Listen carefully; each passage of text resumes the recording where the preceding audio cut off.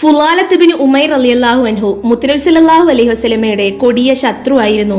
കഠിന വിരോധം വെച്ചു പുലർത്തുന്നയാൾ. ഫത്ഹു മക്കയുടെ വേളയിൽ 10,000-ഓളം അനുയായികൾ കൂടെയുള്ള സമയം പോലും അയാൾ തങ്ങളെ കൊല്ലാൻ മാത്രം തക്കം പാർത്ത് നടന്നു. പിടിക്കപ്പെട്ടാൽ കൊല്ലപ്പെടുമെന്നുറപ്പ്. പക്ഷേ പകയും വിദ്വേഷവും കൊണ്ട് അന്ധത ബാധിച്ച അയാൾ താൻ കൊല്ലപ്പെട്ടാലും തങ്ങളെ വകവരുത്തുമെന്ന് മനസ്സിലുറപ്പിച്ചു നടന്നു. മറ്റു വിശ്വാസികൾ തെറ്റിദ്ധരിക്കാതിരിക്കാൻ ജനങ്ങൾക്കിടയിൽ മുസ്ലിമായി അഭിനയിച്ചു.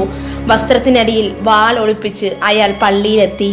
പാത്തും പതുങ്ങിയും തക്കം കാത്ത് കഅബ തവാഫ് ചെയ്യുന്ന തങ്ങളുടെ പിന്നിൽ കൂടി. മുത്തുനബിയുടെ അടുത്തെത്തിയപ്പോൾ പെട്ടെന്ന് തങ്ങൾ തിരിഞ്ഞു നിന്ന് അദ്ദേഹത്തോട് ചോദിച്ചു, ഫുലാലയല്ലേ ഇത്? അതേ നബിയെ, എന്താ നീ ഇങ്ങനെ പിറുപിറുക്കുന്നത്? ഞാൻ ദിക്റ് ചൊല്ലുന്നു. മുത്തുനബി ഒന്ന് ചിരിച്ചുകൊണ്ട് പറഞ്ഞു, ഓ ഫുലാല, നീ അള്ളാഹുവിനോട് പൊറുക്കലിനെ തേടുക. മുത്തുനബി ഫുലാലയുടെ നെഞ്ചിലൊന്ന് തടവി. അദ്ദേഹം കോരിത്തെരിച്ചു. മനസ്സ് ശാന്തമായി. തങ്ങൾ നെഞ്ചിൽ നിന്ന് കൈയെടുത്തപ്പോഴേക്കും നബിയോട് അതുവരെ മനസ്സിലുണ്ടായിരുന്ന പകയെല്ലാം പോയി മറഞ്ഞു.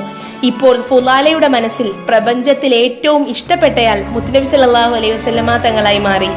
ഇതായിരുന്നു കരുണാനിധിയായ തിരുഹബീബോരുടെ സമീപന രീതി. ഈ സ്റ്റോറി ഇഷ്ടപ്പെട്ടാൽ ലൈക്കും ഷെയറും ചെയ്യുക.